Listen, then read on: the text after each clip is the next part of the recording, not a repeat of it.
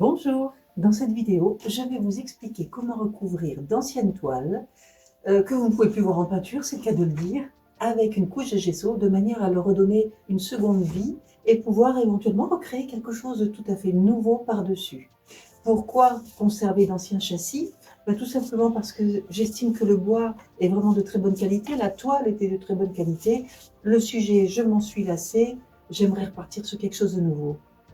Alors, est-ce que c'est possible? Oui, c'est possible avec un ingrédient qui s'appelle le gesso, qui est un apprêt universel qui est déposé sur les toiles que vous achetez en commerce. Vous savez, cet aspect blanc qui est au-dessus, alors qu'on voit la couleur du lin à l'arrière. Eh bien, ce blanc, c'est cet apprêt qui est disposé en plusieurs couches, si la toile est bien apprêtée, bien sûr. Ensuite, il faut tenir compte de ce qu'il y avait déjà en dessous. Ici, c'est moi qui l'ai faite, donc je sais que c'était de l'acrylique. Elle a été vernie avec un vernis mat.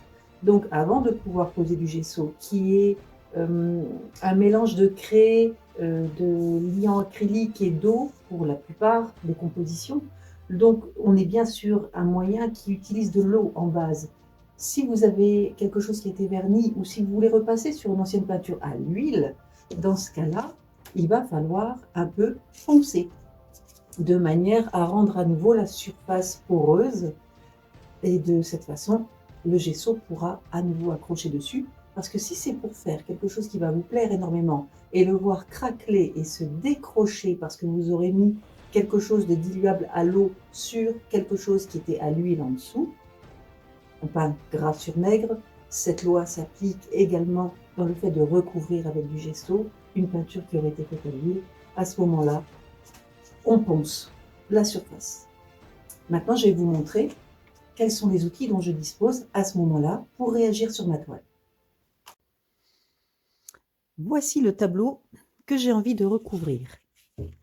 Comme je vous l'ai dit précédemment, j'ai envie de conserver cette toile parce qu'elle a un bois de très bonne qualité, dense, bien sec, une toile de lin de bonne qualité également.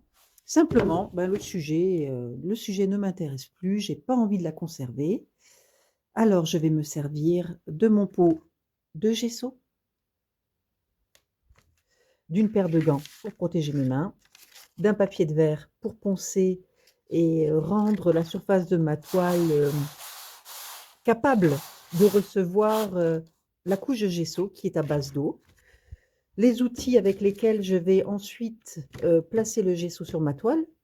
Si j'ai envie de quelque chose de très lisse pour recommencer éventuellement un portrait, je vais me servir peut-être d'un petit rouleau ou d'un grand spalter de manière à bien étaler le gesso sur la toile. Si je veux vraiment retrouver quelque chose de très très lisse, je vais repasser un coup de papier de verre sur cette première couche de gesso, en réenduire une deuxième fois et reponcer jusqu'à ce que j'ai une surface très lisse. Personnellement, en ce moment, je rajoute de la matière que je colle avec le gesso sur ma toile et j'utilise cette spatule pour déposer suffisamment d'épaisseur sur mon ancienne peinture de manière à ce que le gesso non seulement me permette de peindre à nouveau, mais me serve d'enduit-colle pour intégrer les matériaux que je veux coller. Allez, on ponce. Voilà, j'ai poncé la surface de ma toile en faisant attention quand même, vous voyez ici, ce sont les montants en bois qui apparaissent lors du ponçage. Donc attention de ne pas trop insister, il n'est pas question de trouer sa toile, ça serait dommage. Donc j'ai passé mon petit coup de papier de verre sur l'ensemble de la peinture. Maintenant je vais enfiler mes gants, prendre ma spatule et recouvrir avec mon gesso toute la surface de la toile. Allez, c'est parti!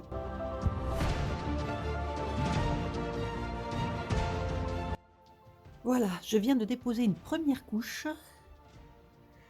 de gesso sur l'ensemble de la toile. Vous voyez les épaisseurs, la brillance, ça a bien tout recouvert. Alors moi j'adore ce moment-là en fait parce que j'ai l'impression d'étaler de la crème fraîche. C'est onctueux, ça remet tout à plat et quelque part, il faut bien le dire, ça me permet déjà de cogiter à mon futur projet parce que je suis en train de réaliser la nouvelle surface qui m'est donnée avec ses caractéristiques. Donc là, c'est un rectangle plutôt format figure. Et en passant le gesso, je suis déjà en train de m'imprégner de la surface sur laquelle je vais réagir en seconde peinture. Comme je vous le disais, ici je recherche personnellement de la matière pour pouvoir ensuite coller des choses. Je vais coller du carton, je vais coller des éléments, je vais laisser des empreintes parce que je suis dans un projet un peu plus abstrait et que à ce moment-là, le gesso me sert à recouvrir mais également à coller des éléments. Si vous avez plutôt l'envie de repartir sur une surface plane, plutôt que de prendre la spatule, eh bien, vous pouvez utiliser un grand spalter ou un petit rouleau et poncer votre surface de manière à avoir quelque chose d'extra lisse.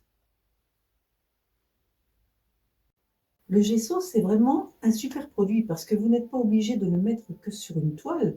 Vous pouvez enduire du papier, vous pouvez enduire du carton, vous pouvez recouvrir du bois également avec le gesso. Il va vous permettre ensuite de travailler à l'huile, à l'acrylique, au fusain, sur les différents matériaux que vous aurez choisis. Donc il est hyper polyvalent. On s'en sert également, ben là moi j'ai un grand rouleau de toile de lin que je peux enduire avec mon gesso pour peindre dessus. Et je peux du coup définir mon format moi-même, avoir quelque chose qui n'est pas fixé sur un châssis, ou éventuellement le travailler à plat ou scotché sur un support pour ensuite le fixer sur un châssis, où je peux faire complètement l'inverse, c'est-à-dire d'abord fixer ma toile de lin sur mon châssis vide et ensuite l'enduire de gesso de manière à pouvoir peindre à l'acrylique ou à l'huile. Je vous ai dit tout à l'heure que je mettais personnellement beaucoup de matière en ce moment sur la toile que je recouvre parce que j'y incorpore des éléments qui seront collés par le gesso. Pour vous donner un exemple. Voilà, ça a été réalisé avec cette même base qu'on vient de faire. Et ensuite, bon, j'ai tous mes outils à portée de main. Tout ce que j'ai envie de coller va être à disposition. Je vais les enduire eux aussi de gesso, les plaquer sur ma surface pendant qu'elle est encore mouillée. Et j'ai un certain temps pour pouvoir les bouger de place, repasser un coup ou de couteau ou de spatule pour relisser une zone. Je peux faire des empreintes à ce moment-là dans mon gesso. Je me retrouve avec une espèce de bas-relief. À ce moment-là, je peux me poser la question de est-ce que je le sens plutôt comme ça, plutôt dans ce sens-là, dans celui-là. Le projet est en train de mûrir. Ensuite, la peinture va venir dessus. Donc là, on est bien d'accord, on peut peindre à l'acrylique, à l'huile, on peut mettre du pastel à l'huile dessus, on peut mettre pratiquement tous les outils dont on a envie de se servir. C'est une version qui a été peinte ensuite dans une problématique qui est les noirs chauds, les noirs froids, la lumière, la composition. Et comme je vous le disais tout à l'heure, ici on a enduit un format rectangulaire, donc j'ai déjà une petite idée de composition, ça peut être une diagonale, ça peut être un 2/3, un tiers, à voir. Sur un carré, on réagit peut-être autrement, on pense à différentes compositions. Vous savez, la peinture, c'est un peu comme la cuisine. Si on vous apprend à faire une mayonnaise, c'est super. Si vous savez mettre les ingrédients dans le bon ordre et respecter la façon de faire, vous ne pouvez pas la louper. Ensuite, vous pouvez ajouter des choses. Vous pouvez l'agrémenter. La peinture, c'est exactement la même chose. Il y a des recettes de base qui sont immanquables, qui peuvent s'appliquer à tout le monde, aux plus novices d'entre vous.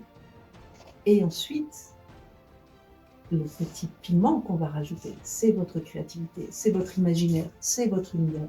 Ce sont vos couleurs, vos envies. Tout cela n'est qu'une base. Une base qui peut vous aider à laisser parler votre créativité. C'est ce à quoi je vous encourage. Et puis comme vous venez de le voir, si ça ne vous plaît pas, on prend son recours et on recommence.